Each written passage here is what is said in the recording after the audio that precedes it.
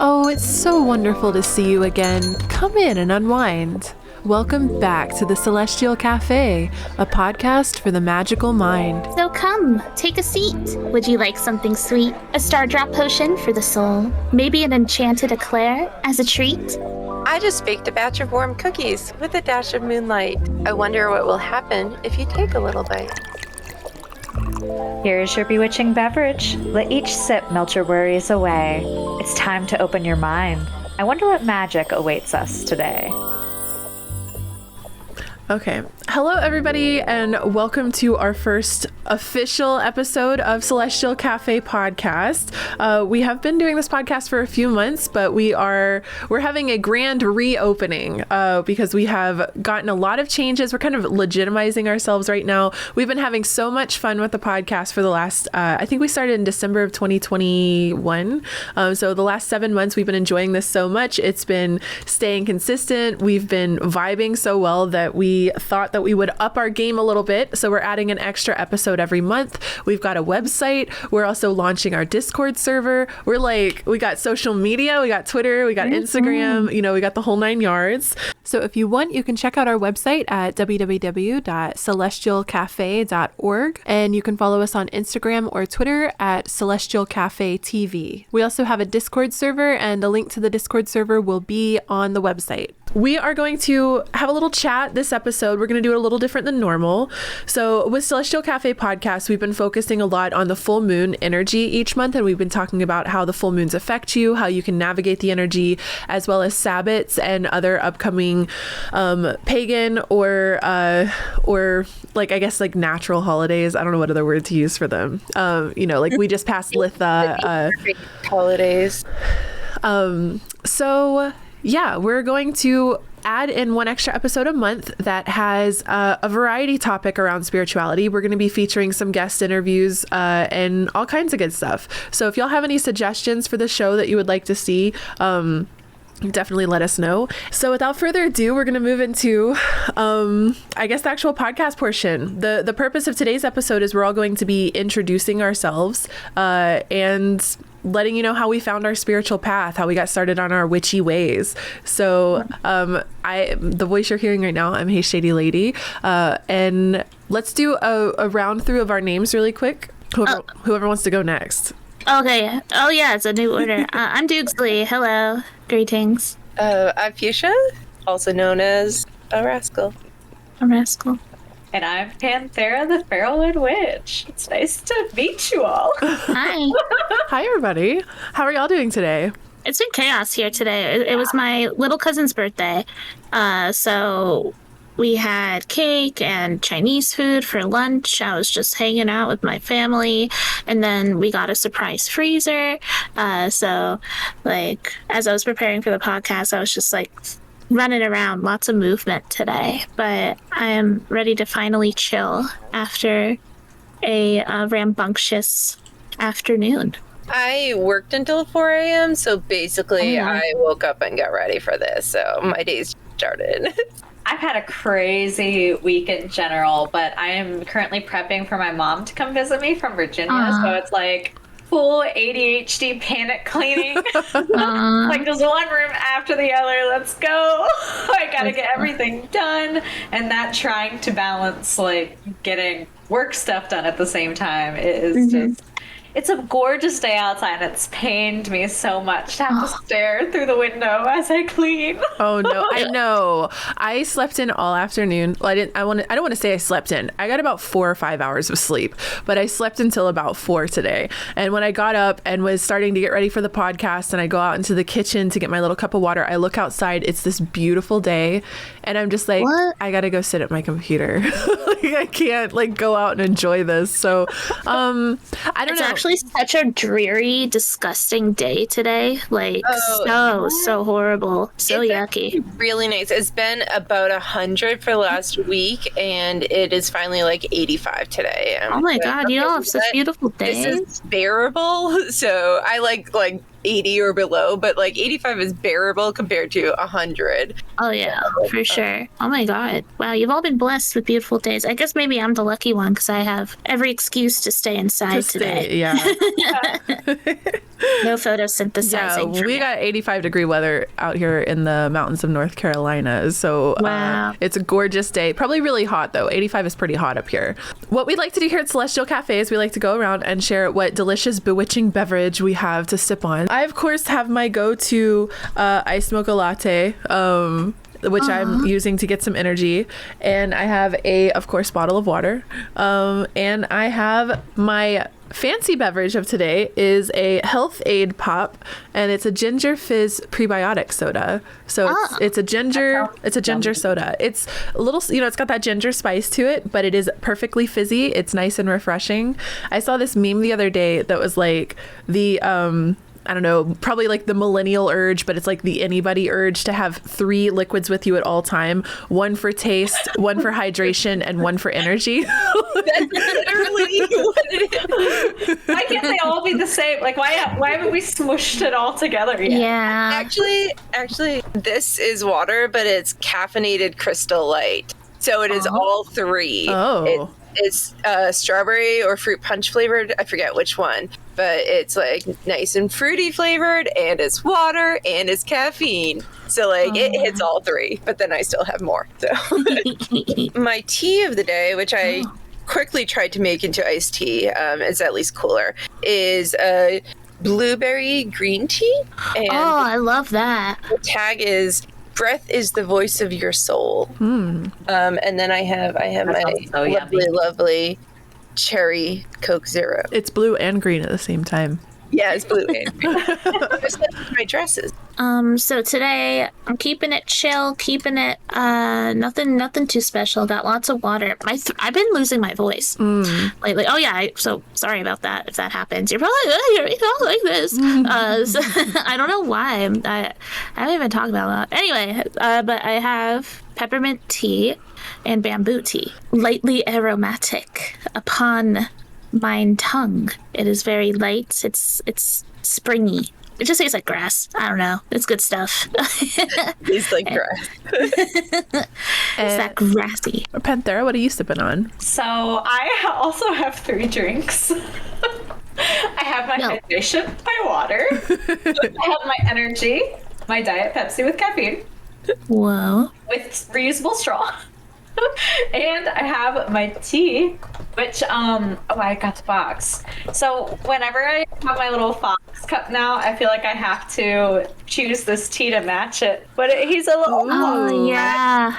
British blends. So fancy. Lord Wellington, strong and full-bodied black tea. From Tetley. I love a delicious black tea. I love them Me so much. too. I've been really into vanilla black tea. Yum. Ooh. I like Just to so make smooth. black tea with vanilla syrup in it. Okay. Also good. Also wholesome. So yummy. Those all sound like some delicious beverages. I'm really fond of this ginger soda. I'm not gonna lie. The ginger flavor is growing on me. I get these little candies now that are like ginger chews that help settle your tummy. Yes. Yes. They're so I yummy. love that. Oh my god, ginger is love such a fun ginger. flavor. Yeah, it's made me love. When I first tried it, I hated it because it was like spicy and weird. Oh, yeah. But the longer that I eat it, the more I'm like, I'll eat a ginger chew, and then like 5 minutes later, I'm like, I want another. Like they're so yummy. Ginger soda. Yeah, I It's so know. good for you too. Like It's fluid in more than one way. Oh. Sorry. But yeah, so today we're going to be talking about how we found our spiritual path. I don't even know where or how to start. Maybe I'll start with the general question. How long have you been practicing? How long would you consider yourself, and what word do you use to identify yourself? Maybe we could start there. And I love the word witch. I love being a witch. I love being called a witch. I love being perceived as a witch. I think it's such a fun word, and I really love reclaiming the shit energy around it. And I have been practicing since 2012, I want to say, when the Mayans predicted the world ended, that's when my world began. About 2012. So it's been about 10 years for me that I've been, and it all started with tarot. Well, yeah, I was around the same time, excuse me, like 2011 or so. I was like in high school and I don't know, feeling really lost, and the gateway drug for my spirituality was yoga. Was finding peace and comfort on the mat was the big catalyst for me exploring everything else. And also coming to terms that, like, for me personally, I've been seeing auras my whole life. That happened that same year, where I was like, oh, I thought this was something everyone experienced because they use green with envy, red with anger. You know, it's like, oh, I live that. We all live that, surely. Clueless. Had no idea. And those two things kind of combined, like, unlocked a part of my brain that I definitely didn't know I was able to explore. Because also, I also associate myself with the word witch, right? I think I agree. It's a very fun identity qualifier. It's carries a lot of power and carries a lot of whimsy, I think. And when growing up, my only interactions with witch-like things, and my favorite interaction within media was Kiki's Delivery Service. And which is still my favorite movie of all time. And I feel like there was this part of me that wanted so bad for that world to be real and for that world to, I don't know, adopt. I'm sorry, thinking about how, like, the world I wanted to be real when I was younger was the Inuyasha world. I wanted to find an enchanted well in my backyard so bad. Oh, yeah. That's a fun world too, but I don't know. I wanted to just hop on the broomstick. I remember practicing jumping off my back porch with broomsticks, and I don't know. I hit a point one day where, like, I was just, like, weeping on my bed, like, agony. Like, I was like, why can't magic be real? And I just, like, hear this very clear voice, and it was like, it is, and you could believe in it. I was like, oh, okay. Well, I believe in magic then, you know? And it was just this, like, very, and of course the realization that I'd been living in magic all along, and that I've just been completely immersed in this subtle magical lifestyle my whole life through my, I don't know, embodiment of all things whimsical, of childlike joy. Those are all translations of my magic. I like that. Subtle. Yeah.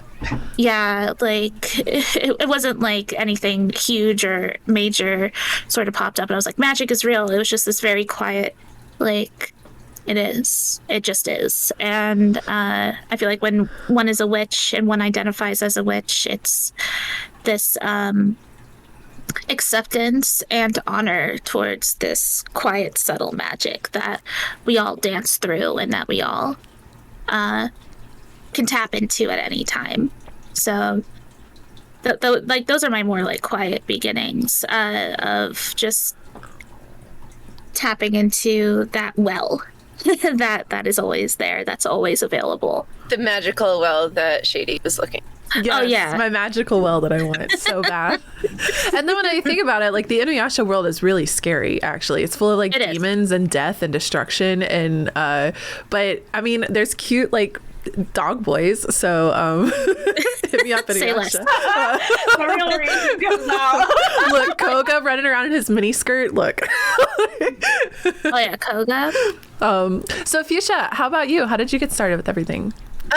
So my story is kind of like, I've always been, but never been until recently. So, I was kind of like on and off and on and off and, like, hopping over and, like, jumping back to the other side. Like, oh yeah, that path's there. I'll get on that sometime at some point.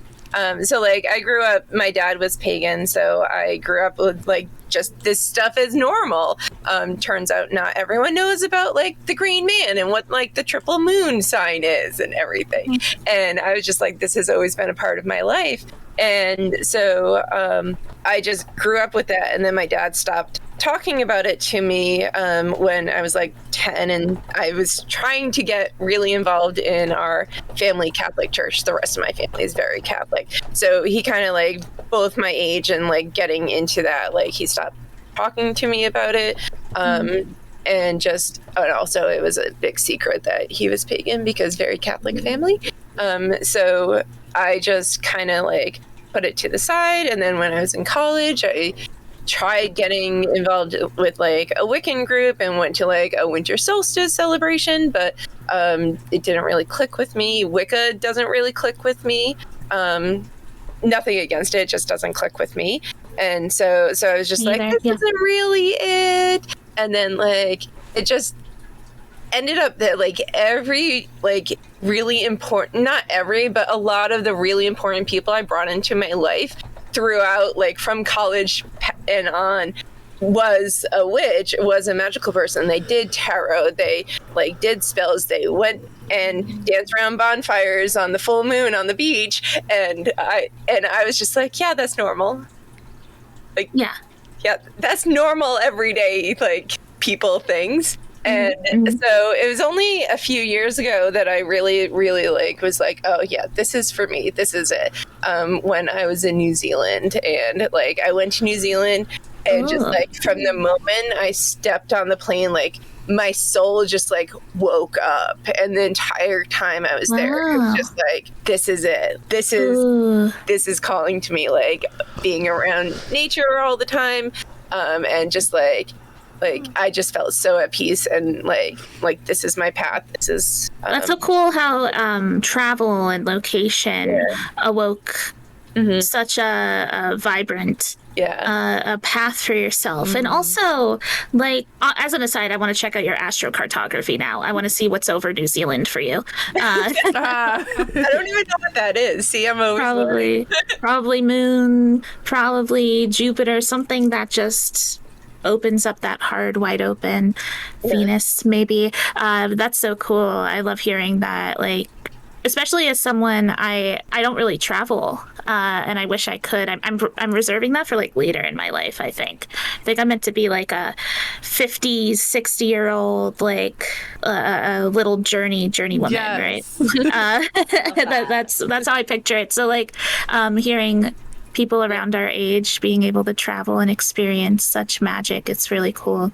Yeah, and then I came home from New Zealand and the pandemic hit, and just like, this is the opposite of what I was feeling. Oh, true, yeah. So compared to the rest of you, like I've been like deliberately on this path for a lot shorter time, but it's always been a part of my life also. Yeah. Oh yeah, I didn't say, I also use the word witch. I really like the just like the history behind it, and like all the like the mythology also, and just like also the power, like Duke said. I really like the power behind it. So that's what I used to describe me. Bars. I feel like I'm gonna cut him before Panthera. Well, we're gonna circle back, but just to add on to that, I remember around 2016 or 2017 when I was starting to practice tarot publicly, like through my social media and stuff like that. I remember there was this person who I really looked up to. She was this other kind of like girl boss character in my life, and she ran a really successful community. It was through Facebook, so it was different, but I really admired her and I looked up to her. And then when I started practicing tarot publicly, I heard through the grapevine a whole gossip circle, because that's just how this old city was that I lived in, but that she was making fun of me and was like, yeah, she thinks she's a witch, and it was, and like rolling her eyes, because she was very like analytically brained kind of Reddit girl, do you know what I mean? And not the Reddit girl. And when I heard that, I think that's when it solidified for me, because it was like, I don't think I'm a witch. I am a witch. Okay. And that I think that kind of like that interaction, or that moment in my life was where it really crystallized for me that like, this is what, because I got, when you have someone who is cool to you and you want to impress, and the thing that you're into makes them not like you, but you just double down on it, then that means that thing is really important to you more so, especially for me, like opinions and people, Gemini things, opinions and my reputation, people's thoughts of me is very important. So the fact that I was willing to sacrifice her opinion of me for the interest means that is like. How about you, Panthera? How long have you been on your path? What do you identify as? Yeah, so I'll call myself a witch. Obviously, Panthera, the Pharaohwood witch. It's just, I haven't been calling myself that until fairly recently, but I do feel like it's something that has kind of been there through a lot of my life, and it wasn't until probably like I think it was 2016 when I like really like started embracing this this for myself too. But it sounds like a lot of us had fairly similar. I was gonna say 2016 is a significant year for a lot of people. Yeah. So yeah, it was like 2015, 2016 or so. But like growing up, I had such a love for animals. I had such a love for nature. Like I told my parents, like I want to go, like I wanted to be like a zoologist from like the youngest age that you could say zoologist. And I wanted to go live out in Africa and like study the lions and or whatever animals. Right? Like I didn't want to be around any people. I just wanted to go out and like live amongst the animals, and that was just so magical for me. And I also had like such a love for mythology and stories. And I just remember, my family growing up was Christian, but not like non-denominational. Didn't go to church, right? But like my parents called themselves Christian. I had more conversations with my mother about it than anyone else, but it affected her views. But my family was very like science-based at the same time, like very even my mom, who was very like not afraid to mention her beliefs and so on, still was like, well, the evolution could be created by God. Like, I don't think that's exclusive or anything. Like, very like open-minded in that way, but still like had religious beliefs. But I remember reading like mythology books in like elementary school. I remember checking them out from the library and just thinking like, man, this is so cool. Like, I wish this was real. like these are so, like, I had dinosaur books and I had mythology books, and I was just like, man, I missed out. The dragonology book? I was going to say, do you have the there? Yes, I have mythology, Egyptology, dragonology, and the training handbook. I have the Greek mythology one, and it's so good. Like, there's a lot of really good books. I rebought a lot of the ones that I used to check out from the library as an adult, just because it's like I love just flipping through, and I love it so much. Yeah. But so at some point in my like high school through college years, I definitely flipped. A lot of my friends were also very Christian, and I remember like going to youth group with them to hang out. Essentially, it's like that's what my friends were doing, so I was there, and I remember being like, am I supposed to feel something? I don't feel nothing. Like, that was it. Like I really tried to get involved in my local church, and like I went through all the motions. Like I was an altar server. I went through all the motions, and I was like, I don't feel anything. And then I turned 16. I got confirmed. I was like, okay, see ya. Bye. Yeah, I got confirmed too. Yeah, religion was also sort of a. I was gonna talk about religion quite a bit with my villain origin story. I like a lot of our stories. Yeah, like just Roman Catholic things. Mine wasn't Roman Catholic. Mine was like it was because it was a friend. Like, it was like my best friend in middle school and high school, and her family went to church every Sunday, and they invited me to go, and it was like, sure, but they were like the singing Jesus type. So I was like, we get cheeseburgers after this, right? Like, after I left the Catholic Church, I only started going to youth group at this other church because of a boy. So, I see a question from chat in here from Deca Fakroy. Deco Fakroy. I'm curious about the same thing. What does it mean to get confirmed? Okay. So in the Catholic Church, confirmation is when you're 16. I think it's always when you're 16, unless you join the Catholic Church later. But it's basically you're confirming your dedication to the Catholic Church. And in the eyes of the Catholic Church, you are an adult. You can make your own decision within the Catholic Church and everything. Yeah. So my decision, I confirmed, and my decision was to leave the Catholic Church.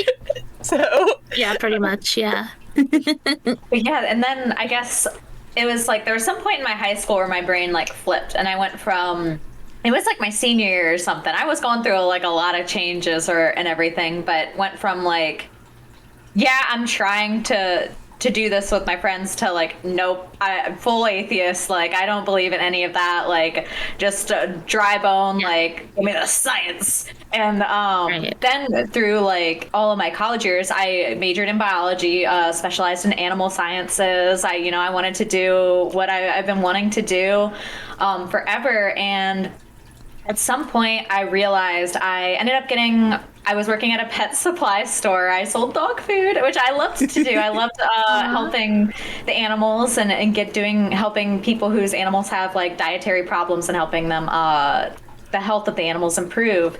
And I was offered a promotion to a full-time and everything. And in the process of this, like my school kind of dropped off. I was also in like a really bad relationship at the time. And I started getting really disconnected from everything that I was before. I can look back on it now and be like, oh yeah, like this makes sense. But at the time it was so hard to like realize these things. It was just like, wow, why am I so depressed all the time? I was working a 10-hour shift, coming home, doing my school homework, getting on the computer, playing games for 3 hours, going to bed, rinse and repeat.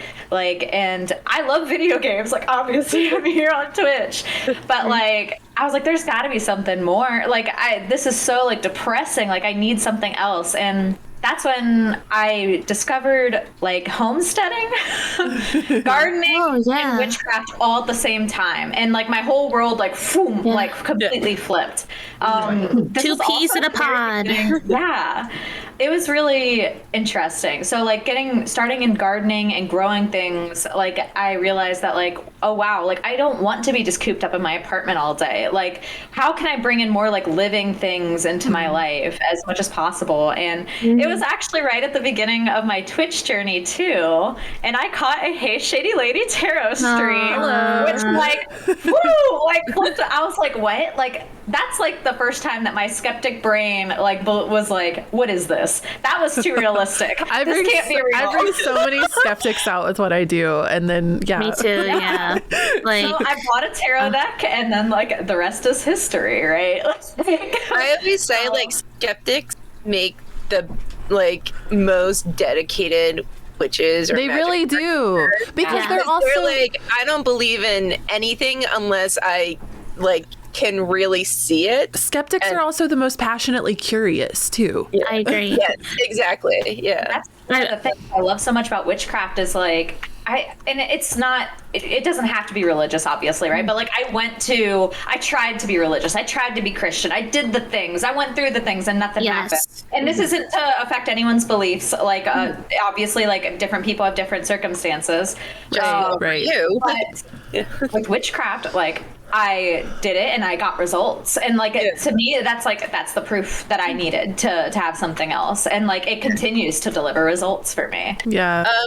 I just want to take a moment to preserve this comment in history.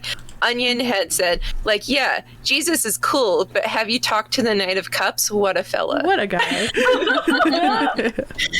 I just love that. I guess to dive a little more into my story. So growing up, I grew up in the South. I was born in Texas, raised in North Carolina. Bible Belt, Bible Belt, Bible Belt. My family is a bunch of hippies. Hippie. So they were very free-flowing. We definitely had like pictures of Jesus in the house, but they were like artsy. They weren't because my parents went to church every week or anything. But when we were younger, my mom, I don't know why, maybe it was pressure from her mother or something, but she started taking us to church. And the time that my mom stopped taking us to church, so I'm from a family that has 6 children total. My dad was married 3 times. My mom was the last. There was a lot of kids in the house. We were very poor. We were on every kind of government assistance you can think of. And so that whole shebang. So we're going to church and my mom has, we're dressed in not nice clothes, buying from Walmart before Walmart had a fashion sense at all, kind of thing. And so we're going into church and these little old church ladies, as my mom walks by with like 4 or 5 kids in tow, they like do the little church lady gossip and they're like, oh, there goes that poor woman with all of those kids. And my mom stopped taking us to church that day. That was the last time we ever went to church as a family, I guess. I continued to go as a kid because I really liked, not to church regularly, but Vacation Bible School specifically. It was lit. Summer Vacation Bible School school was so fun as a kid. I got to ride horses. Yeah. It was out in the country. There was this weird little old man that was like, he made the food, and he was like almost like a janitor, custodial, plus the chef. Like he just kind of like helped maintain everything. And he could flip his eyelids inside out, and he used to like torment all of us kids like that. Like, I don't know if you've ever seen someone do that. Yes. I'll never forget. I think his name was Sonny.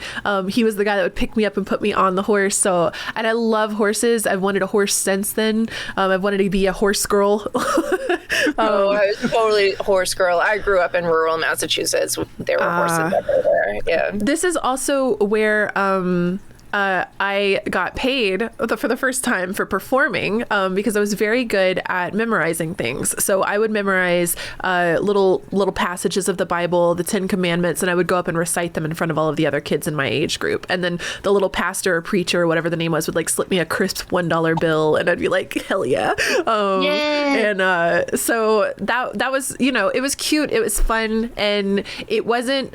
It was fun in games since I was so young. And the older I got, the less I went to these vacation Bible schools. And I probably, by the time I was 10, I wasn't involved in the church at all. And through my teen years is when I started becoming skeptic. And I started becoming atheist, or I rebelled really hard. And I had a really big issue with specifically like the little people that would go, everyone goes to hell if they've never, sworn themselves to God. Like that really bothered me a lot. And I was like, it doesn't make sense, because there's some people in countries that live out away from civilization. They've never even been exposed to this. And you're telling me they just go to hell? And then they're like, well, that's why we have the converting guys that go around and pilgrimage and find. I'm like, there's no way. Like, what about babies that die when they're 2 years old and they don't even know what this is? That really bothered me as a teenager. And that is why I really started to push to atheism. And I was like, I just don't believe in any of this. And I started debate. I got involved in a lot of debates with my religious friends in high school. Friendly. I was friends with people of all walks of life. And towards the time I was 20 or so, and all this time I was not involved. Like, I had pagan friends, and I thought they were silly and weird. I was like, okay, whatever. Have fun with your sticks and twigs. To be fair, we are silly and weird. Really, truly. I was like, have fun with your sticks and twigs and your little star-shaped necklace. Okay, you're so goth. Go finish listening to Marilyn Manson. Okay, whatever. Like, because the pagans in my school were super gothic, almost like Satanists too, and very like edgy Aleister Crowley. You know what I mean? So I had a very particular viewpoint of like paganism or that type of practice, Wiccan, and it lined up with like, I was just like, I'm not any of that. I'm atheist. I don't believe. I'm not spiritual. I don't believe in any of this. And around the time I was 19 or 20, I started becoming a little less egotistic. Still very much had an ego, but I started realizing that atheism is a very cocky, arrogant viewpoint. Like, to declare certainly that nothing exists, there is no God. It felt very. I was like, I don't think I can say this. Like, how could I possibly know? So I started to identify more with agnosticism, which is just, there might be something, I don't know. I can't know. Like, there could be. I'm open to the idea, but I also don't really believe in anything. But I also don't know. But I might believe. And I felt really comfortable in that space for a while. And then Panthera said gateway drug, and she meant tarot. I say gateway drug, and I mean drug.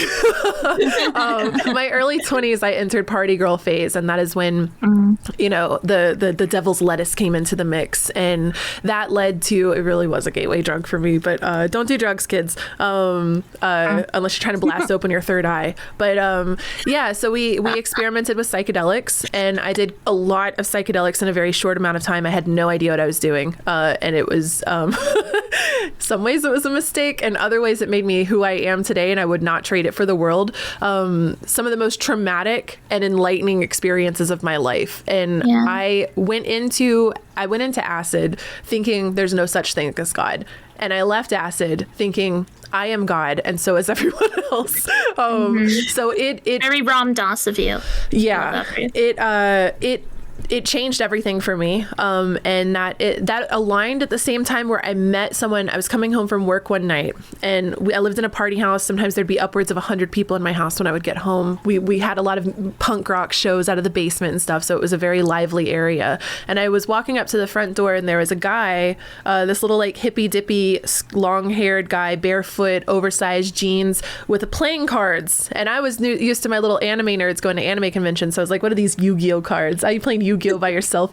But as I'm walking up, he's got like a spread in front of him. This like the porch light is this. It's such a crisp vision to me. Like the porch light was on. It was this golden ambience, making a little triangle cone around him. It's all dark outside because it's like 3:00 in the morning, and he's just out there. There's like a couple of people to the right smoking cigarettes. Someone's got a PBR over here. You know, little just party kid things.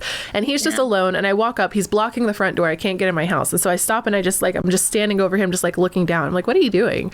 And he's like, oh, do you want me to read your tarot? I had no idea what it was. You know of tarot cards from me. I knew of tarot cards from media, TV. So I didn't really know what they were or anything. And I was like, yeah, okay, whatever. Let's, grab the cigarette out of his hand and taking a hit of his cigarette. And he starts pulling tarot cards out. I wish I could remember what the cards were. I wish I could remember what he said to me. All I know is it changed my life. All I know is that I went from not knowing what it was to how the hell could you possibly know that about me? Like it was such an intense NPC moment. Yes, it was such an intense.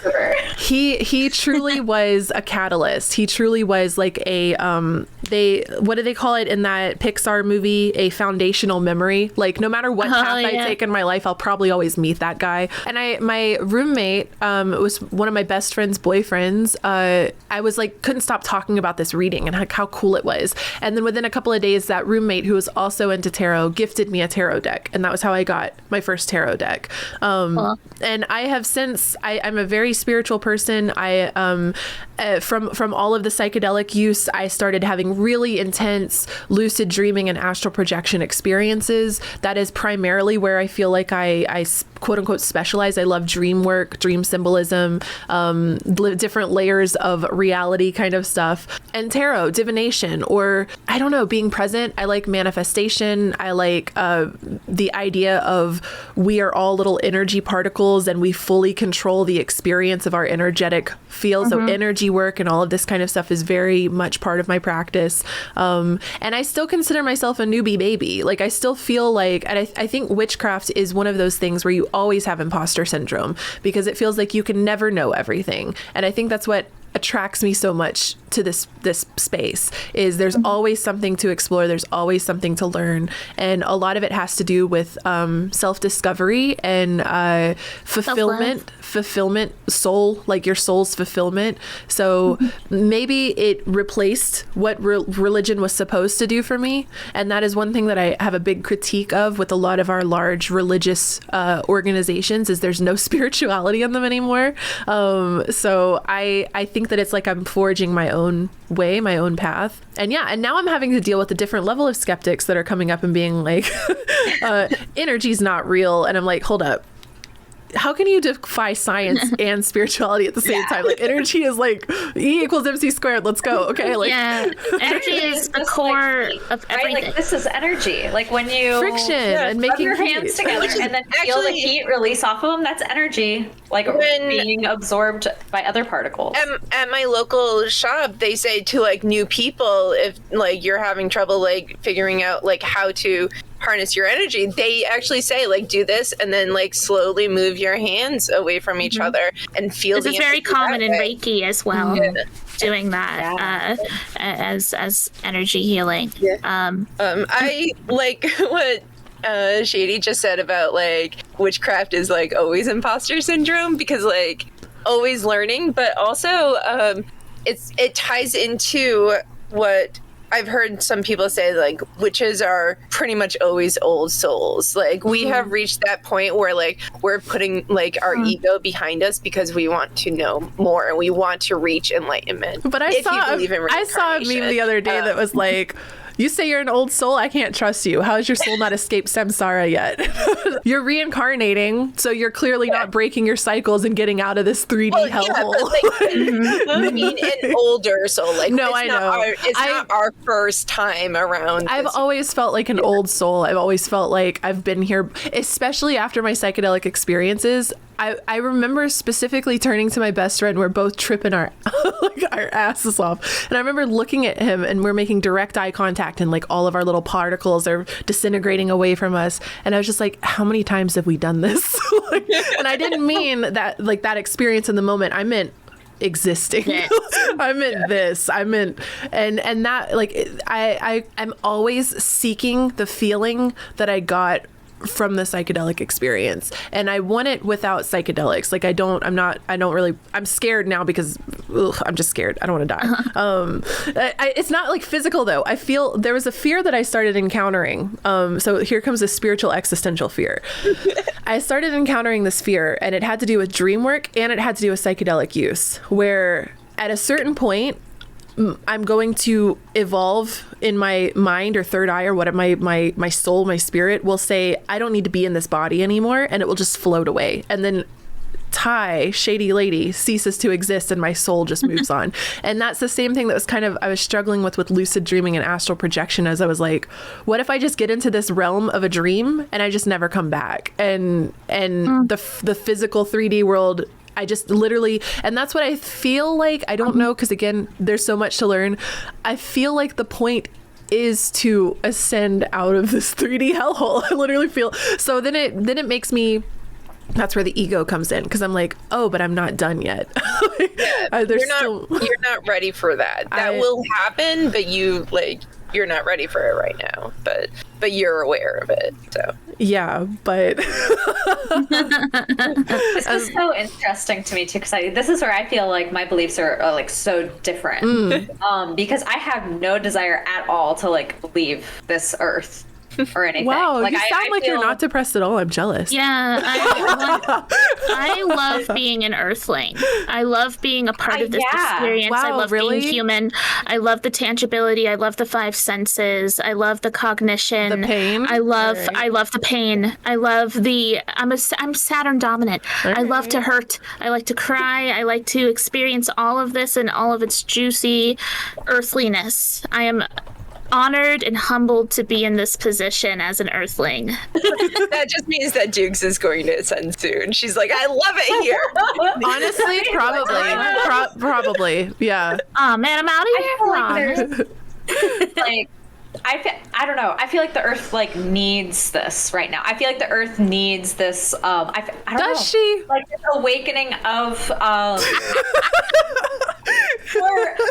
So think of what's happening, right, over the course, like global warming, all this stuff. So, like, and then is it not weird timing that all of a sudden, like, there's a spiritual awakening and so many more people are looking into reconnecting to nature and witchcraft and reconnecting to the paganism, the old, right? Like, isn't that weird timing that, like, almost when the Earth needs this the most, people to love and care for it, that this is happening? Yeah, but we also caused it. Well, that's a whole other debate, though. Did we? Like, individuals, though, right? But humanity caused it. But like, if we're talking like yes and no. Like that aligns a lot with like the spiritual views of like the New Age movement of we're star seeds, star children from other like universes or wherever, like galaxies, star planet, like star systems, solar systems that have come here specifically to raise the vibration of this planet. Like that's a whole other. Like a little out of mine.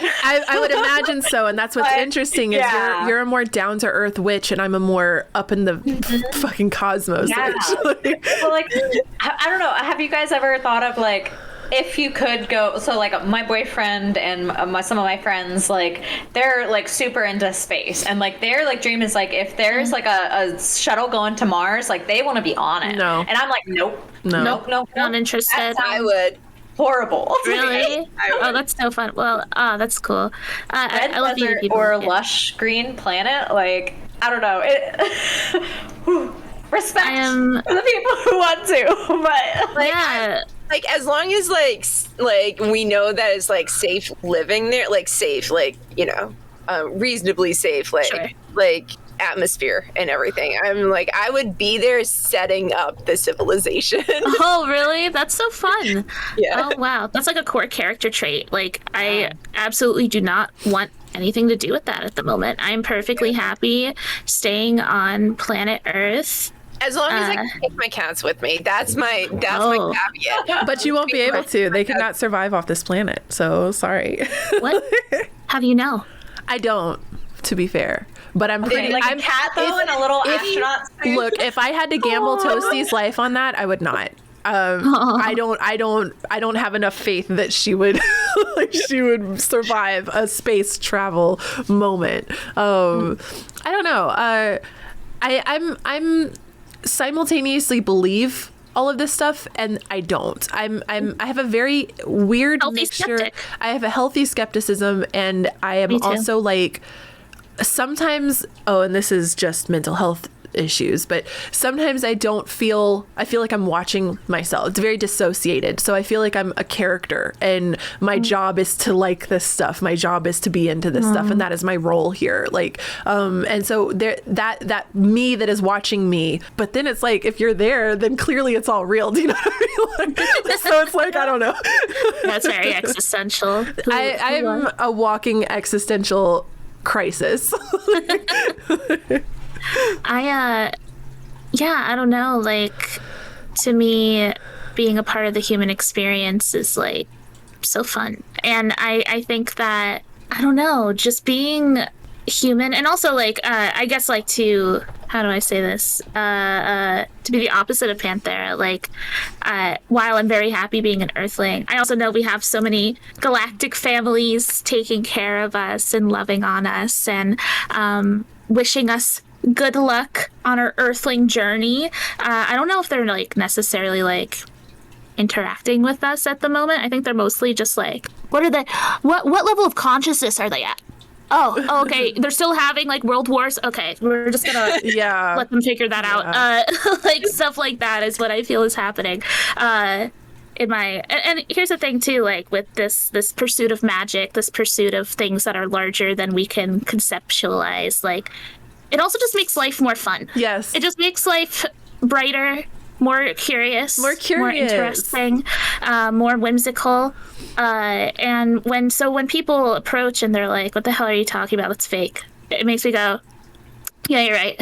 Like, I'm not here to argue. I'm just here to like live this experience, live this life. So my 17-year-old atheist self, if she met me now, would not know how to deal with, she'd be like, hold up. But also as a 17-year-old, I was deeply interested in lucid dreaming. So even like prior to being a spiritual person, I think it's always been one of my biggest interests. That's also a good point regarding my personal like journey through spirituality, and I guess like that's what I mean about like the stuff that's stuck with me forever. I'm a nightly lucid dreamer. And I have been since I was a little kid. I've always been in full control of my dreams. And I always thought it was very curious growing up how this was obviously like not a shared experience on any level. I was fascinated with the idea that people could dream and not be in control and just sort of allow the subconscious to work its magic, right? I have never lucid dreamed in my life. I can't, my heart dropped. Like, I can't even conceptualize such a thing. And I think that ended up it's almost like and with the aura thing I mentioned earlier, it's almost like I suddenly became aware that like I experience life differently from like a lot of the NPCs, the normies. And I think that also sort of helped me lead into the eclectic lifestyle. Because I spent a lot of my childhood trying to fit in. So badly I wanted to be liked, so badly I wanted to be accepted. We could even use the word like popular, right? If we're going to use like grade school words here. But I think that me finding my spiritual path was also intertwined with me realizing like, I just gotta be myself. And myself is someone who has a second life every night when they go to bed. My life is someone who is able to pick up on vivid timelines just like evaporating off of your body and like being able to visualize it and just experience it. And all those little things started to add up around like it was definitely a breaking point too in high school around 2011 that I was like, just to be like candid, like very suicidal and very lost. And I don't know, with yoga, with also tarot. Tarot and yoga was like the same month for me, but yoga was like the embodiment aspect where it was like sort of like what you said, Ty, about how you want to carry the feeling of psychedelics through your life. I wanted to carry the feeling of yoga off the mat. The serenity that I experienced and the clarity of mind that greeted me every time I step on the mat was unmatched. I didn't think that anyone could ever feel that way. And so it's all about capturing that, and how can I incorporate it into my daily lifestyle, this serenity. Yoga for me was one of the first times where it made me realize that our thoughts affect our daily experience constantly. So when I would practice yoga and find myself in a pose and being like, oh my God, hurry up. This is so painful. And then it's like this realization that like, this is just how I live day to day. Oh my God, hurry up. Can we get through this already? And this like, and I love, what someone in chat just said, Salty's Vault is talking about their spiritual path, saying, I think the world needs an extra pinch of bravery, curiosity, and to slow down. That has been a huge theme for me for the last maybe year. Slow the fuck down, calm down, take a deep breath. There's no rush. There's no like there's not a countdown going on. It's like 3, 2, 1. You're almost about, and just. And I think that's especially as like an entrepreneur or, you know, streamer, girl boss, whatever word aligns with you, right? The hustle culture that we're experiencing currently makes you feel like if you stop, you're failing and you will lose or not be able to pay your bills and get kicked out of your house. Yeah, for sure. We need to fill every ounce of our brain space. Every second of the day is like... It's actually new. Very scary. With like cell phones and internet and technology. Exactly. Yeah. Your brain doesn't get a chance to rest until you go to bed, and then maybe even not. How many people in the chat do you fall asleep with the TV on, listening to a pod, like listening to ASMR, or even like the calming stuff is still like I listen to ocean rain. I think this is another interesting like difference for me because we've talked about this. Like I am very Earth dominant in my chart. Well, not dominant, but like Capricorn, Sun, Taurus, Moon. I am very slow moving, and also like when I go to bed, my head hits the pillow, I'm out. Me too. I totally get it. It's gotten better lately. I've grown up with like crippling insomnia, and since I started taking magnesium. It has. Oh my God, I love magnesium. It has gone away. I mean, I was like sleeping pills. I was drink myself to sleep during my alcoholic days. Like everything that I could do to try to ease the insomnia would not work. But since I started taking magnesium, which was at the direction of my heart doctor, my cardiologist. I fall asleep within 20 minutes usually. And if I don't fall asleep within 20 minutes, I get up and do something now. But that doesn't happen very often. If I'm tossing and turning for more than 20 or 30 minutes, then I will get up and journal. Usually journaling, because it's an overactive mind, is typically what's causing me to feel restless. Or sometimes a bath helps because my body is just itchy and sore feeling for some reason. I wanted to dive in a little bit more onto lucid dreaming, and talking about maybe our so for me, like I've gone back and forth with lucid dreaming, and this is maybe comes in with my existential crisis, but the more I will, okay, how do I even phrase this? I had a couple of lucid dreaming experiences, and we could probably do a whole episode just around this topic. I think we should do a whole episode on dreaming and dream work and stuff. That would be really okay. Because like even though I don't have lucid dreams, like I have stuff to I have medical stuff about my dream. To summarize, then relevant to what is like to your practice today. What has influenced you? I've gone in and out of being lucid intentionally. I will become very lucid, and then I'm like, whoa. I don't want to know my subconscious anymore. I want to just exist. This stuff is buried for a reason. Okay, let's leave it back there. Like, I don't want to be aware. I don't want to think about this on a conscious level. There's a reason that my brain is protecting me from this in this way. So I said go to shadow work. So sometimes, but it's not so much shadow work. It's like, I don't want to think about how I'm self-conscious about my stretch marks. Like that's a really good example I can give. And when I started dream journaling with tags and subjects, I had a Tumblr I used where I had a tag cloud that would maximize words, however often you use them as a tag. And all of those things would come out of like your for me, it was like a lot of insecurities or like people from my past. It told me a lot of people who were greatly affecting my consciousness. But like stretch marks and weight is something that is a subconscious thought 24/7 for me. Maybe not the stretch marks, but the weight certainly. And it just affects like how you move and how you walk and how you carry your body. You're constantly aware of it, but you're not consciously thinking of it all the time. And that was when those things started coming to the surface. It's like, yeah, let's just let that stay buried. You know, I don't need there's a reason I'm not thinking about that consciously, because it's in some ways kind of crippling. It prevents you from being able to function just on a regular basis. Some of the things that we keep in our subconscious, other things, maybe they do need to come up to the surface and be addressed. And sure, like the weight should if it's affecting me that much, it should certainly be addressed. Right. But, I don't need to think about it 24/7. When it's in your control. Those are interesting though. And like last night, for example, I had a dream about riding a bike, and I've never dreamed about riding a bike before. But I was taking the bike from my neighbor. It was a really cool bike, and it had a basket that had a table on it for some reason. A mobile table, I guess.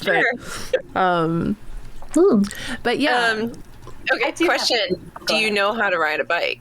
Yeah, I love riding bikes. Yes, it's so fun. I love bike riding. I love skating. I'm actually in the process of getting myself a pair of roller skates, because I really miss cruising and like feeling like I'm flying and just like coasting. I think that's the word I'm looking for, coasting, and like gently floating through like existence.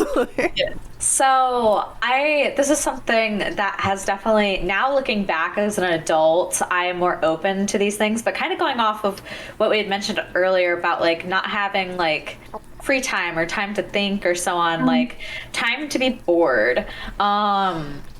It's so important for our brains and our imagination, and all parts of like creativity spawns from boredom, right? Awareness of the world around you comes from boredom.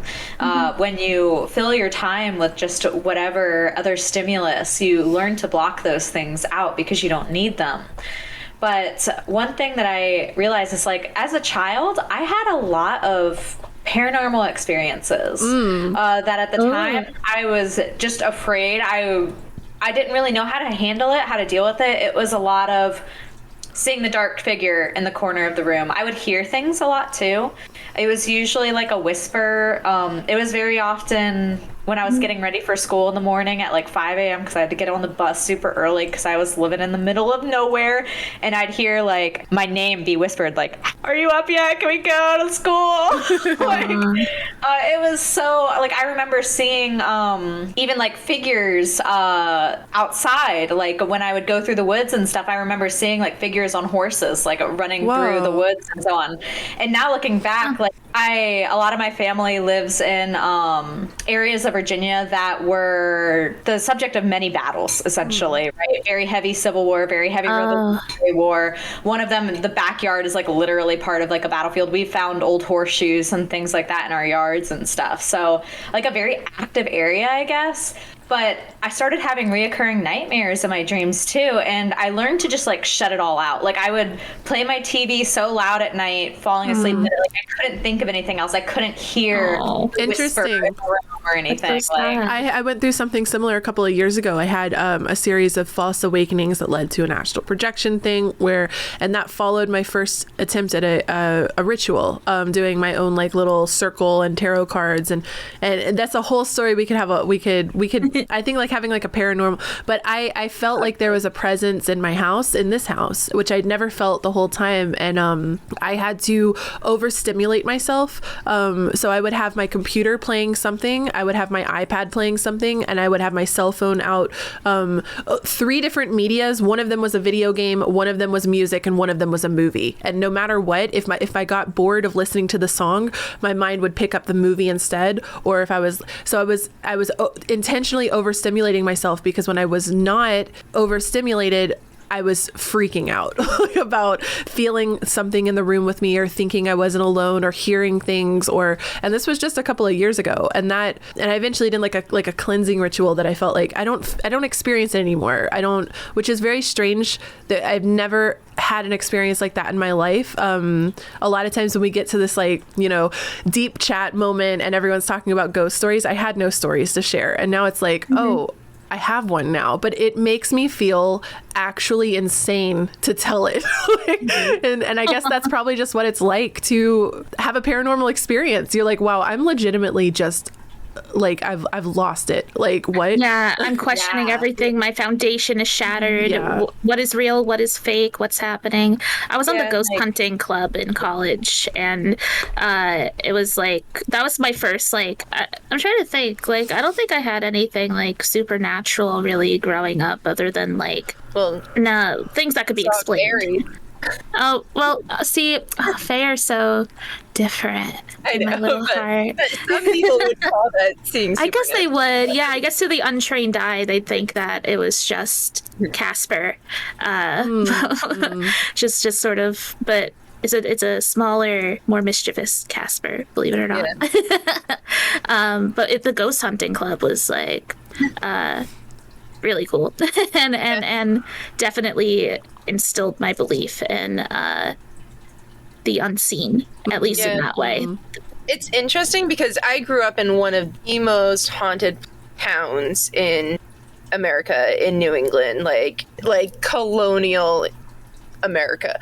I grew up in like one of the most haunted towns, and I've never experienced anything. My friends in high school who didn't really believe in ghosts and everything would experience things, and I never experienced anything. And I've been told, it might have been one of you, but like I've also like had this confirmed by other people who have like met me in person, that like my dad died when I was 15, and he was such a strong spiritual presence in my life that they're like, yeah, he's around you protecting you from all this. And I'm like, okay, cool.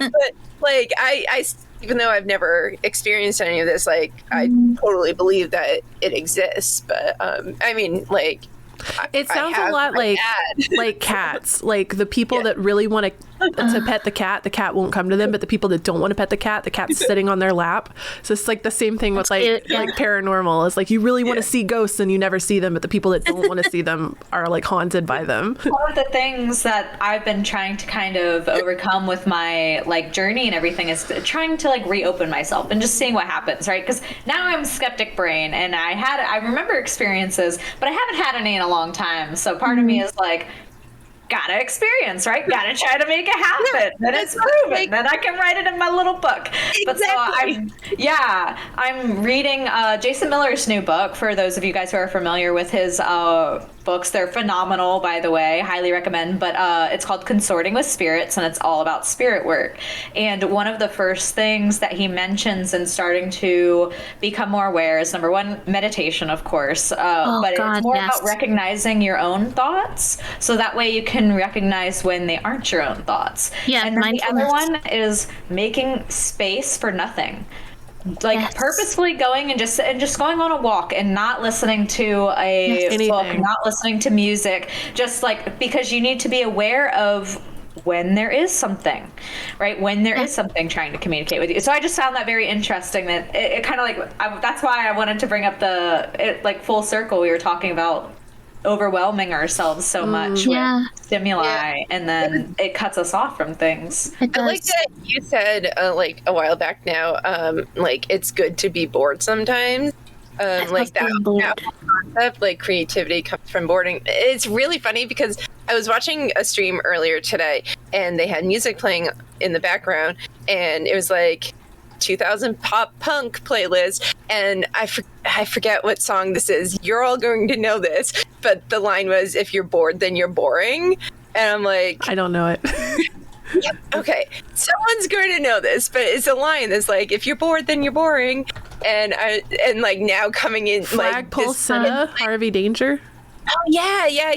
I know. This. Thank you, Google. Like I wasn't listening to the music, and that just stuck out to me. I was like, "That's not true." And now we're having this conversation. The next part of the line, though, is the agony and the irony are killing me, and I feel like that completes the thought. That's so good, actually. I love that. We've been talking a lot about the unseen and the intangible in this episode so far. And I think a big thing that we should talk about is the tangible, the physical, the mundane practices, the things that we're doing in our daily life. And I mean, I think like spell work and these types of things is something we haven't really touched on yet. So I want to kind of talk about like our daily practices or what witchcraft looks like in our lives. What does witchcraft look like to you? And we had a question in chat from much earlier that was, what do results look like? Like, what do you mean by results? Panthera, you said something earlier of, I finally started seeing results with your spell work. What does that look like? What does that feel like? And how do you incorporate witchcraft into the daily life? What is the mundane experience of a witch like? Yeah. Okay, I love this. Yeah, I'll definitely start us off. So, I think one of the main reasons why I like witchcraft so much is because of the mundane applications of it, that you can, it's not just in this realm that you can't reach in your own reality. It is actually tangible, and like you can, it's hard to explain sometimes to other people, but once you start doing it and trying it, you can record these results almost like a lab book and have these things be like tangible and measurable in your own life. So I guess in like my practice, a lot of the things that I do is the things that I'm working the most on right now is like meditation is one I really, really struggle with. So trying to do a daily meditation practice is very important to me.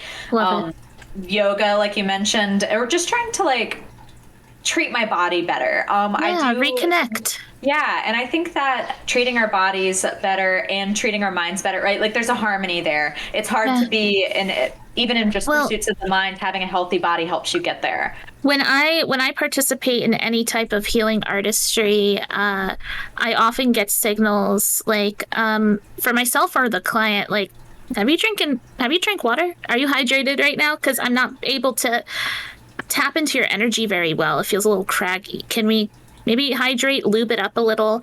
And it was something that I talk about a lot as well, is like, it's important, guys.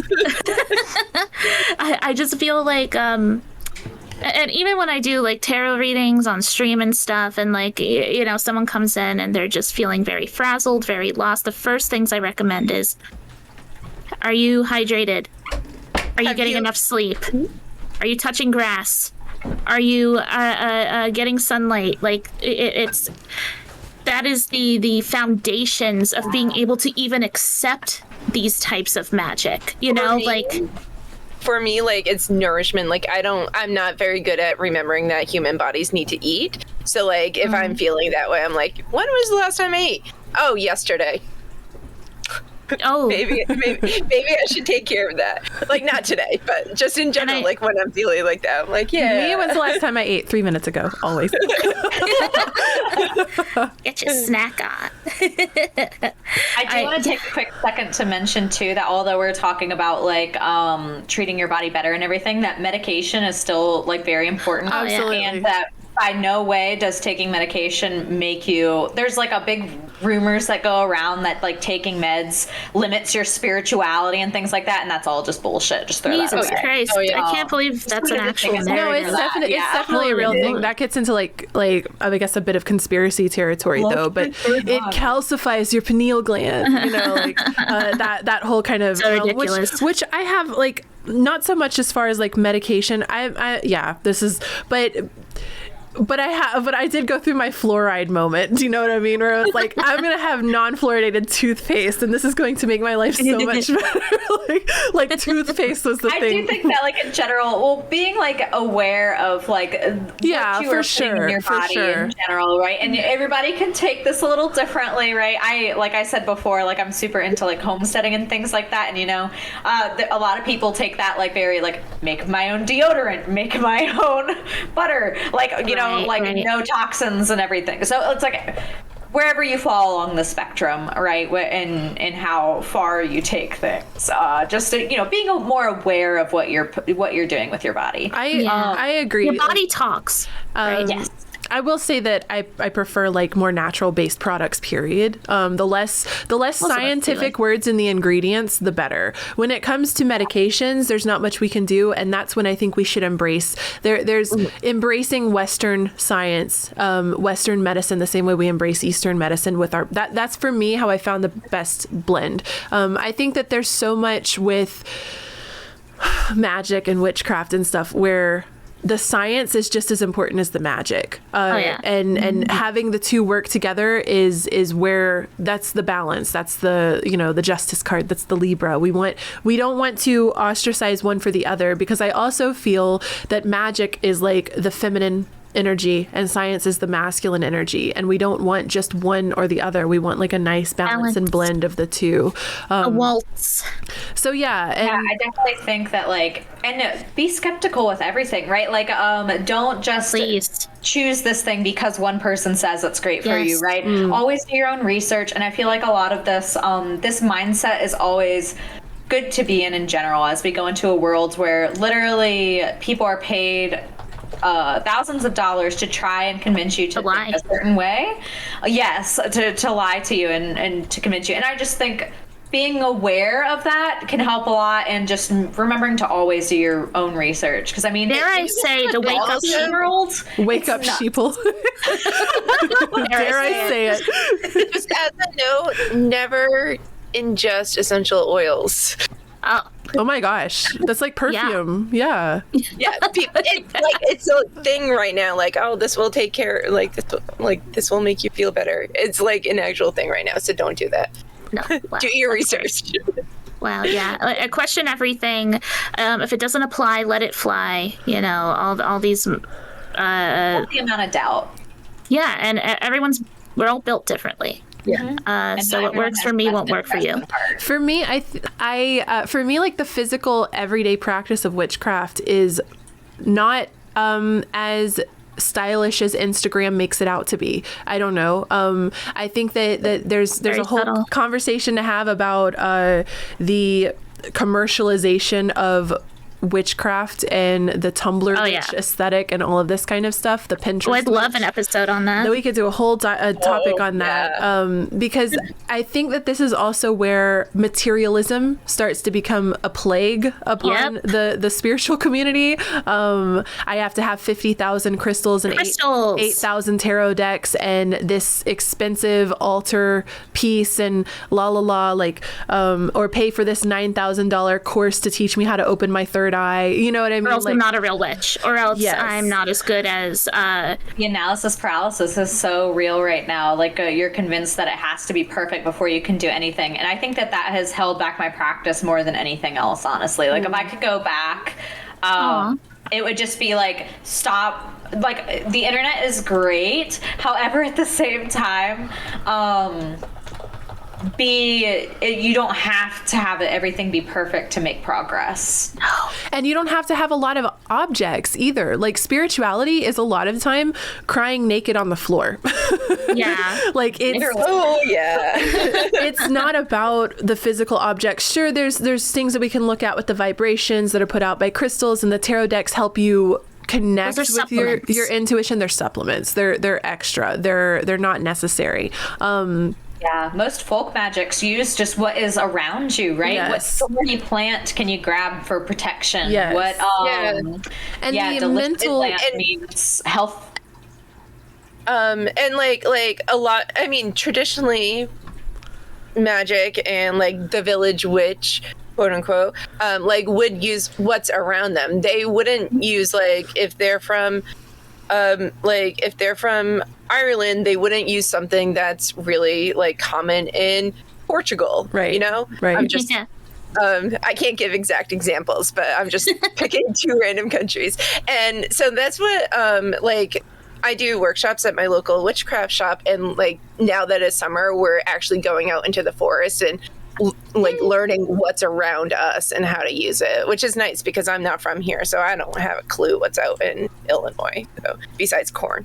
But yeah, like it's very important to use what's around you, and then and sometimes all we have, and at the end of the day, all we have is our body and our breath. Yes. And that's all that we truly need in order to find magic, right? In ourselves and others, connecting with that stillness, connecting with that once again, the word subtle, the subtleness of all of this. I feel I've noticed, at least in my journey, it's like the loud stuff, the stuff that hits you like a truck, and the earth-shattering experiences that we go through are not magic. It's just chaos, which is another thing entirely.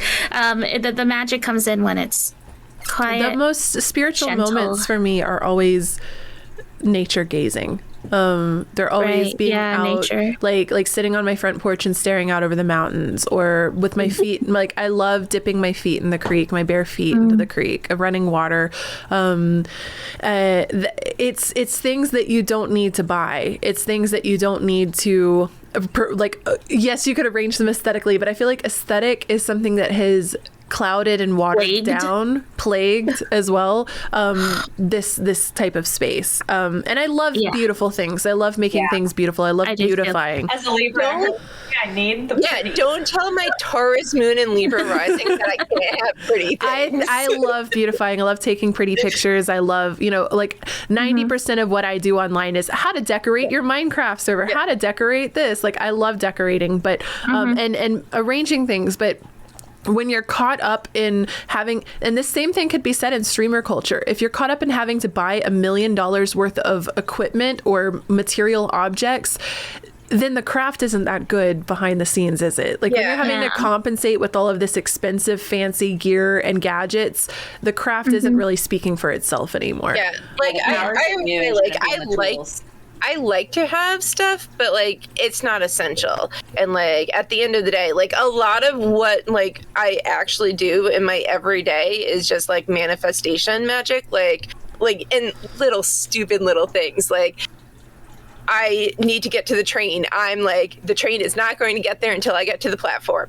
Every single time works. And like little stuff like manifestation magic, just like that. And I don't use anything for it. I'm just like, I'm walking to the train. I'm like, just have it in my head. Like, this is my intention. Intention setting. Yeah. Yeah. That I think is the big catalyst for most like all of this being said, help focus the energy, but my new tarot deck shipped today, so look, all of this being said, I also a little treat yourself. I was gonna say, I don't want this to just be a full attack upon having objects, because I'm also surrounded by my little crystal trinkets and doodads. But you don't have to buy. I think what I want to say is you don't have to buy $100 crystal. Go outside and spend 20 minutes looking for a really nice rock.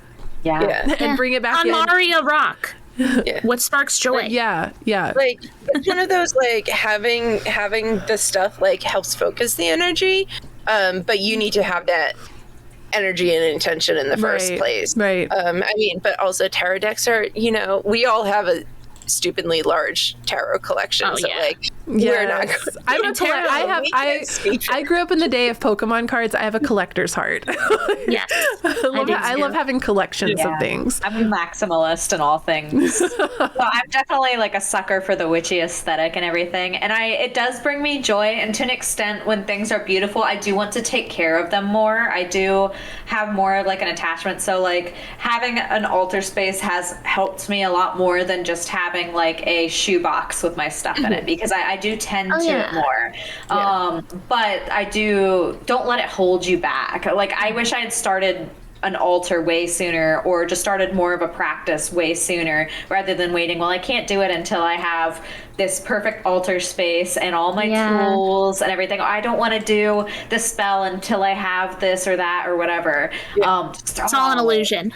One of the other so like we have stuff, and going back to use what you have around you, a lot of the stuff I already had, I've incorporated into my magic, like into my practice, just like stuff I already had in my apartment. Like, just like I have like this little tiny unicorn like planter, and I just like, I use it to put like my little trinkets in and everything. And like, I'm a knitter, like I now do knitting magic. So like stuff like that, like this stuff you already have, it doesn't have to be the most magical object in the existence.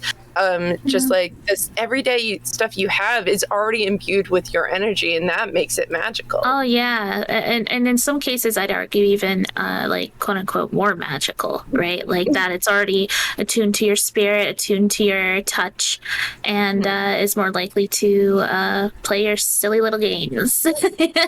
Like the dice set that I use in divination and in charm casting is one that I've had since I was like 5 years old.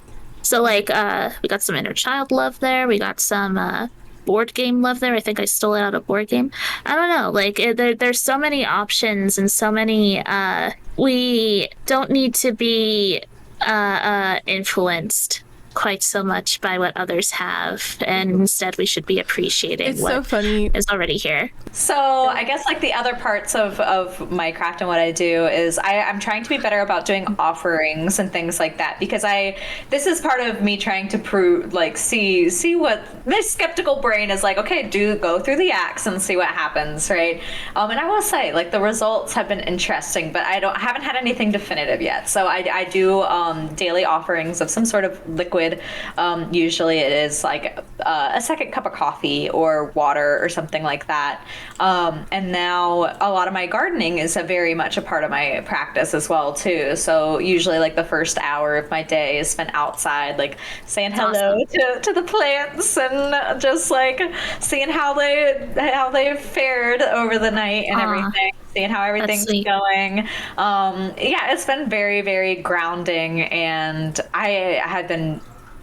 It helps me a lot, and like feeling whole and together. I wish that were me. I have a brown thumb, so everything I touch dies. I'm kind of the same. I always have to give my plants to my mom. She has the most profound green thumb I've ever seen in my life. I brought her a plant that was just a stem, all of the leaves. It was a crumbled up little shell of itself, and it's this beautiful flowing tree now. Like, I mean, like an actual tree. I'm a firm believer that everyone can garden, but it's you have to do it daily. That's what I used to kill all my house plants, because I would forget about them for a week. Even when you mess up though, like at the beginning of the summer, I took all my house plants outside because it was beautiful. It was like one of our first sunny days, and I was like, here, sun, like you guys haven't experienced like a real light in so long. And I burned them all. They all got sunburnt. All of them lost their leaves. My poor snake plant over there, I still haven't refreshed that one. But you know, it pushed me to do some research. I cut them all back and I started propagating a lot of them. So now I have 3 little spider plants that are doing pretty well. My pothos, now I've got 4 little babies that I need to plant.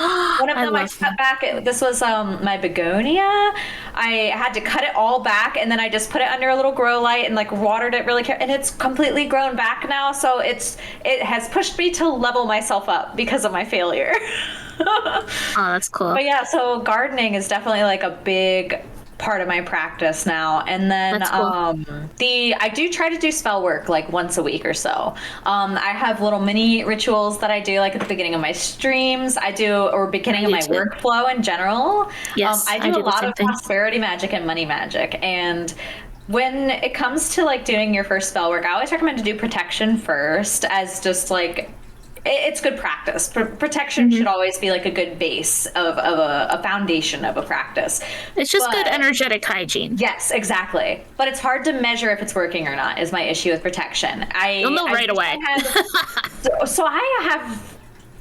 maybe I just am more naturally shielded, I guess, than expected. But I have such a hard time telling when it's working or not. Or at least I did for the longest time until I became more like aware. But money magic, that is measurable, and like very easy to see immediate results if you do it, or if it's working or not, right? To see. So I love me some money magic. So that's a big part of my stuff. I do pretty regular protection workings, cleansings. I tried to manifest a grant. That shit did not happen. So I'm done. I said no more manifestation magic for me. Look, I went so ham. I had this journal and I was writing an intentional phrase out. I think I was doing 55 lines 5 days in a row, like the whole like 55, 555. And it was like a very intentional, I will, I'm so happy I have such and such grant to, enrichment for X amount of money. Like I was very, I followed all the little witchy tutorials online of be as specific as possible. Guess who didn't win the grant? This bitch. So all that time I spent writing those lines out. But then later the other abundant opportunities came into my life. So this is why I was frustrated with how specific I was with it. When I didn't get the specific thing, it was more likely that I would overlook the other things that were bringing abundance. It was an abundance spell in general that I was trying to do. But the specific thing I was trying to get did not work out, but I had other abundances come my way that were like, oh hell yeah, bank account looking pretty. Trying to win things until I go on Amazon. That's one of the things I always have to keep in mind, because I hate it, is that with spell work, I'm a very big believer in the universe and the energy of the universe. And so with spell work, I'm like, the universe will give me what I need, not what I want. And I'm like, sometimes that's really frustrating. Okay. It's like I did a spell for money. If you love something, let it go. In early May, my school funds had dried up because it was finals, so as planned. So I did some money magic because I needed money, to live. And did I get $1,000 check that would have been really useful? No. But what did I get? 2 jobs. So I'm like, well, that's not what I want. I don't want to work, but it's that phrase of if something is truly meant for you, the universe will not let it escape you or let it go past you. Yeah, the universe never says no. It says not now, or I have something better for you. Or something else. It's not always better though. I don't know. I feel this is a whole other conversation we could have too, but I feel like a lot of times spirituality and the new age movement and stuff has a lot of victim blamey and kind of feel to it, where it's you were a vibrational match to this, so therefore you deserved it to happen to you, kind of thing. And if this didn't come to you, then you weren't meant to have it, is not really the best thing to always hear sometimes. And so and I mean, I guess that's the thing, is spirituality isn't always kind. The way that I sort of veil myself as I go through I don't know, anything that dabbles in the esoteric, is I always call upon anything that's safe and appropriate for what I'm going through, for my space, for my soul. I like that wording. What is safe and appropriate, rather than what I want, what I desire. Desires are pointless. What matters is what is given to me and what I create out of it. So at the very least, I try to veil myself in this belief that okay, at the very least, even if it's uncomfortable, even if it's earth-shattering, even if it feels like it really sucks and it doesn't align, it is safe and it's appropriate for what I need to snake through my little human experience. I don't know. And also, you still have to put in the work on your end. Oh yeah, which is another thing. People are like, well, I feel like I need I should have this in my life. What are you doing for it? Just asking for it? My goal as a tarot reader is to never see my clients again. I want to be able to give them enough to work with so that they can carry it with them, so that they can use what I taught them and have it become natural to them. So when I see people continuously seeking advice, seeking input, seeking clarity, Not it's me like after a breakup going to every tarot reader I know the same day. it's an addiction. There's an addiction, I think, that comes with advice and comes with I was in some moments, like in that moment, it was like I needed validation so freaking bad. Like it's like I need something to just make me feel okay with what is happening right now, to make me feel comfortable, to make me feel like, and I think a lot of times empowered and at ease. I think I was seeking something to relieve me, like relieve something I was carrying with me. And I think a lot of times for me in spirituality, when I turn to my tarot cards, it's almost always in a time of uncertainty and need.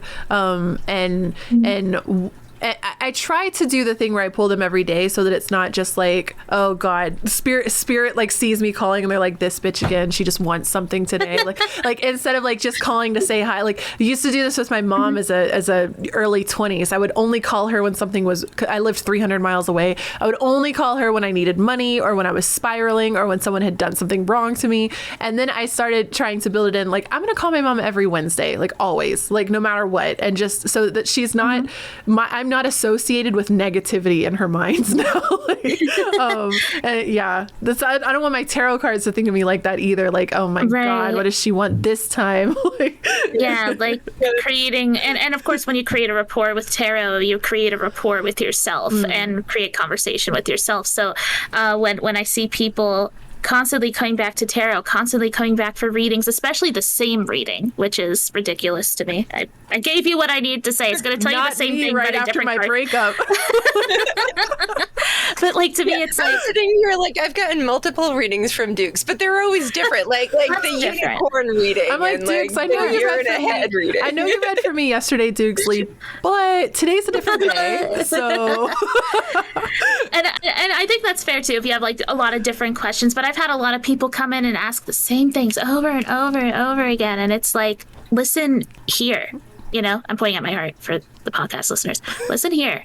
Like it instead of connecting with like what I'm saying, like verbally, like embody it. Embody the lessons that are being told through tarot instead of just like getting serotonin for your brain for a little bit. Like, okay, I feel better now because I didn't get the card that would insinuate that everything's gonna fall apart. It's once again taking the yoga off the mat, taking the psychedelics out of the party house, and bringing it into just a daily existence of embodiment and I don't know, just we're living kind in of that truth. circling back to that daily practice question. Oh yeah. Well, I was actually going to scoot us along because we're starting to push a little bit on time. So I have one question that I want to wrap this conversation up with. It's one of my favorite questions to ask. I'm going to hyper focus it for our specific genre that we're doing. What would you tell your 15-year-old self in regards to their spirituality? Maybe not 15. Let's change the question up a little bit. When you first started walking down your spiritual path, so I know a lot of us said around 2016 was a few shows, like a couple of years ago. Mine was 2012 specifically. In that moment, when you started opening the door to your spiritual path, what is a piece of advice or what is something you wish you could tell yourself in that moment? Maybe something to prevent something or to keep you focused in a little bit better of a way, or some reassurance. And let's start with Panthera. Oh, this is hard. So yeah, if I could go back to like myself who had like just received the tarot reading that like blew my brain. I started like Googling, right, and doing research, and I think I stumbled upon like YouTube and like Harmony Nice videos and things like that were kind of going around. Yeah, and the amino apps had like the witchy groups in there. Amino. I just like seeing what's because I'd never even like heard of this, and now all of a sudden I'm finding like communities of this, and I wish that I could go back and tell myself like, don't be afraid to try new things and to take new risks, because I think that fear held myself back for a long time, and I think a lot of that came from like my childhood experiences with like paranormal and not knowing what to do about it, and like my reoccurring nightmares and things like that. I was so afraid of like going back to that. But that really like held me back for so long. I turned into like an armchair magician and just have to research everything and do everything perfect so that this doesn't go bad. And experience is the best teacher. Yeah, you'll never know if you don't do it. Same thing if it's just streamer things. It's the people who talk about streaming, ask questions about streaming, and have never pressed go live. Never press go live, yeah. You gotta press go live, then come with like actual questions, come with actual queries and ideas from there, because then you'll actually feel what you're experiencing, you know? So I totally agree with that. Like it, like think of how much time you would have saved yourself. Right, yes. right. See how you like it before going any further. Well, how about you, Fuchsia? The 15-year-old question, like the 15-year-old part of it was like, ooh, 15 was rough, because that's the year that my dad died, and he was such a big spiritual part of me, and I dropped that. I don't really have any advice for me like 3 years ago when I got on the path, because I feel like once I was like, yes, this is where I belong, it went pretty smoothly, but like 10 years before that, I was on and off, like, that's not really for me, but the universe is like, that's for you. I would just be like, just go with it, like feel it out, and like, don't worry about it. Like, just don't agonize about like, is this the right thing? Like if something, like, also don't, I guess like a lot of it didn't click with me because how other people were practicing didn't click with me. So I think I would tell myself like, it is a very individual experience. And if someone's doing something that doesn't work for you, don't do it. Like, it's just very individual. It's your individual path. It's your individual life. And just go with what feels right to you. Because I just put it off so long because the people I met didn't click with me. And I was like, well, this is what it is. But it's not, because, again, Catholic background, like, everyone's supposed to do the same thing. So, and I didn't really understand how individual it is. And how about Dugerton Dukesley? I don't know. As soon as I picked up that first deck, and as soon as I stepped onto the mat for the first time, it was like, this makes sense.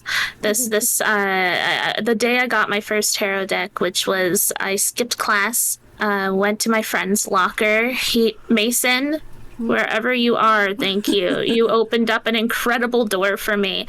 And he gave me this old Italian tarot deck passed down from his family. Wow. He had this like little envelope with incense inside, and he gave me this deck, and he was like, go crazy. Like, you got this. There's this innate magic within you that I think this is going to be a natural fit. Right, buddy? Cooper. Right, buddy? And it was just such a harmonious thing. And as soon as I got that deck, you better believe for the rest of the day and for the rest of the many, many years, I was the tarot girl in high school. I was giving out readings all the time to everyone, to teachers, to students, to the janitor. I was, you want a reading? Come here. Let's do it. You got class? It's okay. You could be 5 minutes late. Let me tell you a little something. You know what I mean? I don't know. If I were to go back to that self where things were new, I just would want to be like, keep it up. You're on a good path. And to just keep staying open, because I'm very healthy skeptic as well. Just air sign things, right? I have to sort of tap into I don't know, why does this work? Why does this matter? Why does this do what it states that it does? And I think that I've always been like a stage 5 believer as well. I've always like, it's always been 0 or 100. I'm either like deeply analyzing something, or I'm like, yeah, that's probably true. I don't know. I would just I would tell myself to keep staying open, keep staying alert, keep giving out readings, and I don't even know. Good job. High five. I'd probably high five myself. There's so much that I would want to tell myself at that point in time, 2012 me. So much. Like, if it was directly related to spirituality, though, like, I feel like all of it lines up with the actual practical advice I would want to give. Like, move out of the party house, stop drinking, stop smoking, stop feeling like you have to publicize everything that you're doing all the time. Be more private, I guess is how I would say it. Be more private. That would be good advice for my past self too. I think I wore it like a badge of honor for a while. And I was there was a pride to being the tarot girl when it just should have been a natural embodiment of that lifestyle, you know. But once again, insecurity issues, you know. I would want, if I could correct anything, I would want myself to take better care of my body. I would want to feed my body better, and I would want to be more solitude focused. Move out of that house means getting away from 50-ish random people every single day, sometimes 10 random people every day, but it was a lot of people coming in and out of that house. So my energy was constantly being invaded, constantly. Get out and get into your own space, be comfortable with yourself, stay alone, maybe work on myself. I think that's really what it would leave all of this public social validation seeking behind, which was causing me to eat shitty food, drink and party and smoke and all of this kind of stuff. Like, leave the social validation behind. I was chasing popularity that I never had in school. So it was like, finally, I was an ugly duckling, you know, a late bloomer, whatever, like total loser in high school. And then I started coming into my fashion sense. I lost a bunch of weight. I started being more confident in myself. And then the popularity came around that. And then I was addicted to that, chasing it, sacrificing all of my own solo needs, or like what I lost myself. I totally lost myself. And it wasn't until around the last couple of years that I've been really peeling all of these layers off. So I wish that I had started that process earlier, and I had not let so many of these layers cement onto me, and they wouldn't have cemented if I had started earlier. A lot of unlearning. Yes. A lot of molting. I wish that I didn't have to unlearn as much as I'm unlearning right now. I wish that I had taken better care of myself, and been more independent and confident in being independent. I think that's the main advice I would give, practical advice, and also in regards to my spirituality. You know what I also say to myself?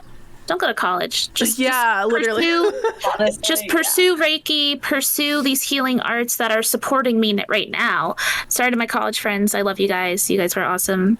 There might be a couple watching. I do want to echo what Panthera said too, because as soon as I got my tarot deck, what I'm doing with Midnight Study Sesh, where I deep dive every, it's a white tipped wand and the rose is white, but there's 3 petals on it. What is 3?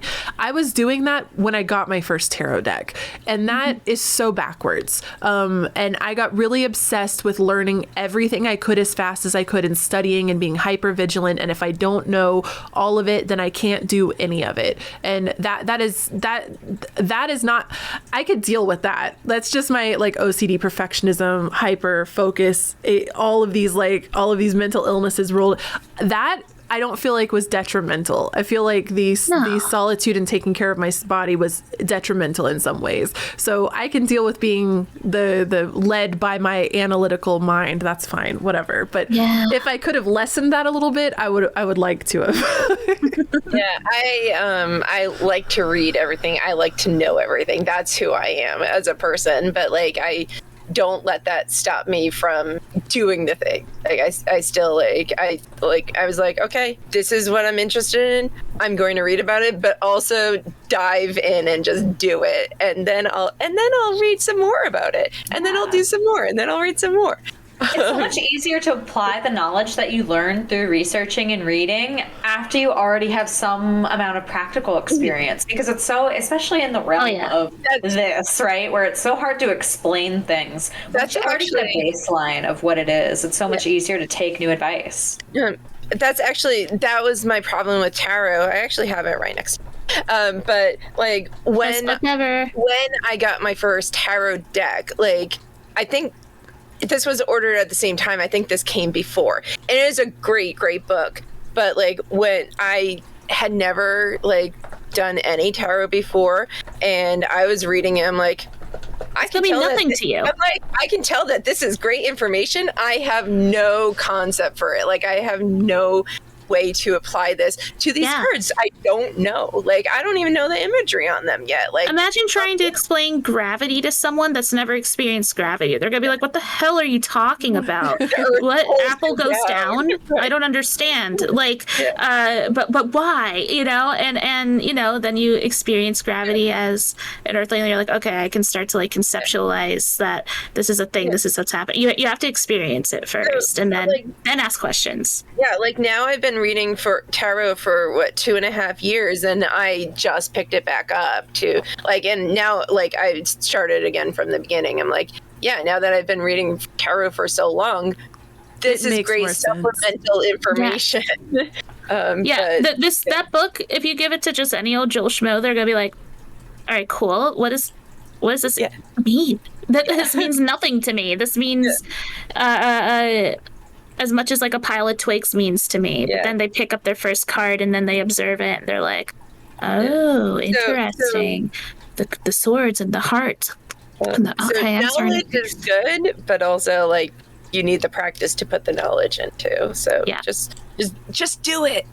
Just do it. Okay, well, I think that's a nice ending point. Always love a good magician, aka Shia LaBeouf moment. So thank you everyone so much for tuning in to the Celestial Cafe podcast episode 1. We will be back in a couple of weeks with our next episode, which is going to be covering the full moon of July, and that's going to be a lot of fun. Definitely check us out at celestialcafe.org. You can follow us on Instagram or Twitter at Celestial Cafe TV, and we have a Discord server if you'd like to join the community. The link will be available on those social media platforms or on our website, and I suppose that's it. So I'm Hey Shady Lady. Thank you so much for listening. It's been a pleasure chatting. All right, bye. It was fun. Wait, can we shout out our shit? Yeah, definitely let people know what you got coming up next and what's going on. All right, cool. All right, I'm Doogsley. Just to remind you guys, in case you forgot. This is going great. I just wanted to say that I do stream sometimes. I want to stream more regularly. It's coming. It's coming up. Don't worry about it. It'll happen. Follow my Twitch if you want to see me do tarot readings. Probably some more video games too.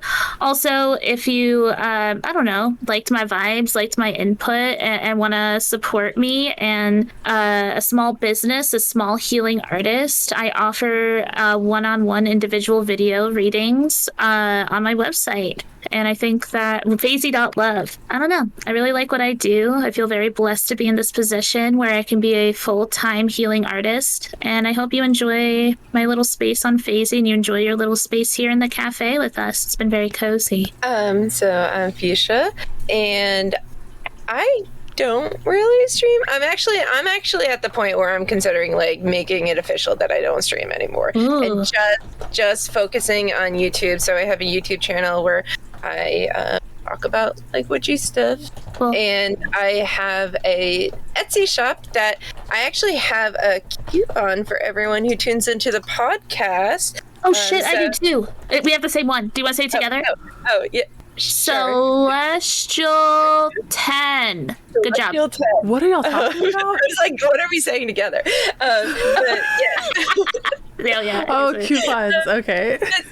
So that coupon is good for the next week. If you want to buy anything from my shop, I am actually restocking my candles this weekend, and also I will be putting up some brand new spell bottles that I just made. I haven't finished them just yet, but they'll be going up this weekend. Cute.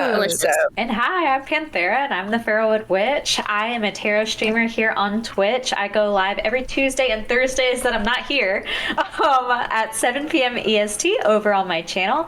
I also make a lot of educational witchcraft content, so if you love the conversation here and want to dive into it yourself, definitely check out my YouTube and my blog. So I've got my YouTube link right here, and then my blog is farrowwoodfarm.com. I chat a lot about just general witchcraft topics as well as gardening and homesteading and other fun things. I also do offer tarot readings on my shop as well, and once again, the same coupon code works for all of us. So Celestial 10. Cool. Just I forgot to mention, if you want to get to any of my links, I also have a webpage, and I will be moving my shop over there. Thank you all again so much for tuning in. Our next episode of Celestial Cafe Podcast will be, I don't know, maybe let me get back to you on that. That's where you'll want to join the Discord and follow the social media so you know when the next episode is. But we're always going to be here on Thursdays around 5 p.m.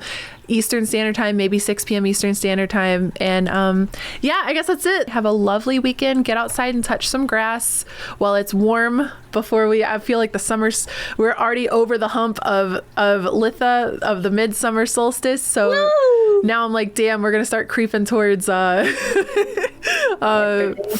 And before I know it, it's going to be cold again. Damn. The best season. Don't mention it. I'm not ready. I know. I'm always ready for the cold weather. Me too.